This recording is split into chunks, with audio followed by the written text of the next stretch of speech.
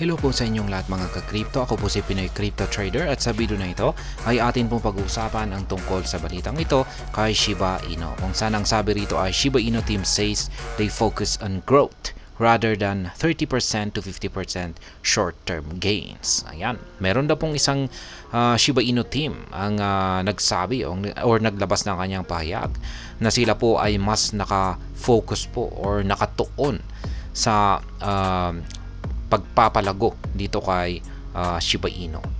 Yan. Kung kaysa sa mga short-term gains lamang, yan, short-term gains na nasa 30 to 50%. Kaya yan. Yung yan ang sinabi ng isang Shiba Inu team dito na atin po makikilala mamaya dito. Pero bago po tayo magpatuloy ay nais ko lamang po munang bigyang linaw ang aking disclaimer kung saan ang nilalaman po ng video na ito ay hindi po ito isang financial advice. For education and information purposes lamang po ang layunin nito. Maliban po dito ay nais ko na rin po magbigay babala na wala pong kahit anumang group chat ang Pinoy Crypto Trader. Ayan. Sabi rito ay Lucy, the marketing specialist for the Shiba Inu ecosystem, reveals the team's focus on long-term goals for SHIB instead of pursuing short-term gains of 30 to 50%.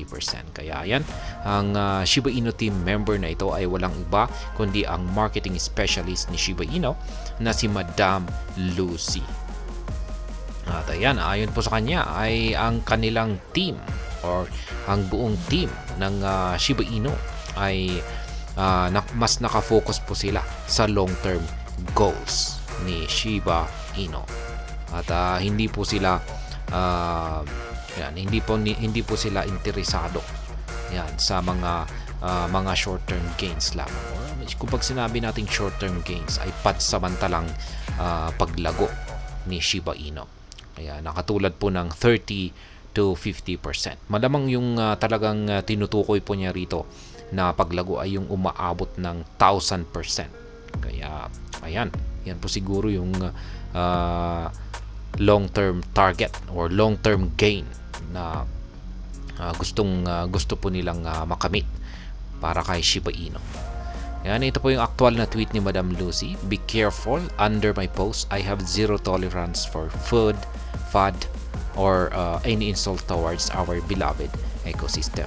You keep dreaming and chasing the top of, ayan. We will keep building and collect the fruits of our seeds at the right time. Kaya, and we don't think about every 30 to 50%. Kaya, ayan. Yan ang kanyang sabi rito. Siya raw po ay zero tolerance sa mga FUD. Pag sinabi po nating FUD ay yan po yung fear, uncertainty, at saka doubt.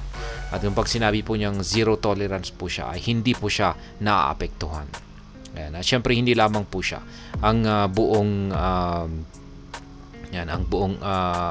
team yan ng Shiba Inu ay ayan, hindi po sila naaapektuhan sa mga yan. Ayan, Shiba Inu not obsessed with short-term gains. Ayan, kasi hindi raw po yan yung habol ni Shiba Inu. Yung mga short-term gains na yan na umaabot lamang sa 30 to 50%. Siguro yung talagang gusto raw ni Shiba Inu ay syempre yung mga umaabot ng 1,000%.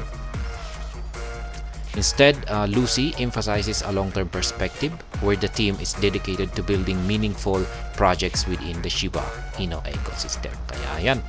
Ayon po ay Madam Lucy ay mas tinututukan daw po ng team ni Shiba Inu ang pag-build or pag-create ng mga meaningful projects or yung mga makabuluhan na proyekto dito sa ecosystem ni Shiba Inu. Pag sinabi po nating meaningful projects or makabuluhan na proyekto ay yung may gamit talaga na mga project na magugustuhan ng karamihan. She asserted that these efforts would help the team collect the fruits of their seeds at the appropriate time. Ayan, dagdag pa rito ni Madam Lucy ay yung kanilang pag-build sa mga makabuluhang proyekto na ito ay ito raw po ang siyang magdudulot ayan, or makakapagbigay ng prutas para sa team ni Shiba Inu. Ayan, prutas na kapag nahinog or ito ay hinog na ay ito ay kanilang kukunin yan, sa tamang oras. kanilang iha-harvest ito sa tamang oras. Sa madaling salita ay ang ibig pong sabihin nito ay gumagawa po sila ng mga magagandang projects na kapag nagustuhan po ng maraming mga users or maraming gagamit nito ay ayan, tuloy-tuloy na po na magbibigay ng magandang kita or gain itong si Shiba Inu. Kaya ayan. The marketing lead caution critics who go about spreading FUDs or fear, uncertainty, or doubts and insults toward Shiba Inu under her ex post, stating that she has zero tolerance for such negative energy. Kaya yan po muli. Yung mga ayon po kasi kay Madam Lucy ay sa kanyang mga ex post, yung kanyang mga tweet na linalabas ay marami raw pong mga nagre-reply or naglalabas po ng response sa kanyang ex-post na nagkakalat ng FUD or ito po yung mga fear, uncertainty, and doubt, yung pananakot. Ayan. Kaya ayon po sa kanya ay hindi po siya naapektuhan rito. Ayan. Tinawag pa niyang negative energy yung mga ito. Kaya ayan, yan po yung tungkol dito. Kasi kung pag-i-check po, kung pagpapanuorin po ninyo yung aking mga naging technical analysis dito kay Shiba Inu, maging yung latest ay mapapansin po kasi natin na hindi po siya gumagalaw, nagko-consolidate lamang po siya or nagsa-sideways. Samantalang kung ikukumpara po natin sa performance ng ibang mga meme coins ay ayan, nagpapakita po sila ng matitinding performance. Kaya ayan, dahil dito ay syempre hindi natin maiiwasan na may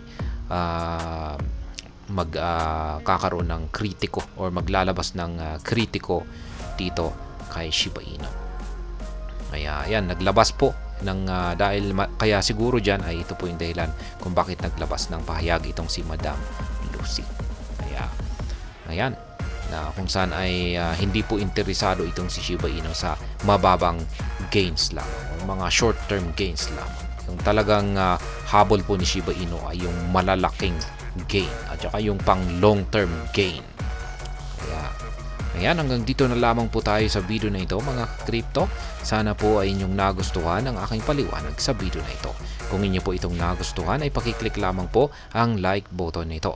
Para naman po sa mga bago lamang dito, kayo po ay aking inaanyayahan para mag-subscribe. Pakiclick na rin po ang bell icon nito dahil ito po ang siya magsisilbing notification nito sa mga bago kong videos na akin pong ina-upload sa aking YouTube channel na ito. Marami pong salamat sa panonood. Ingat po tayo lagi at God bless po sa ating lahat.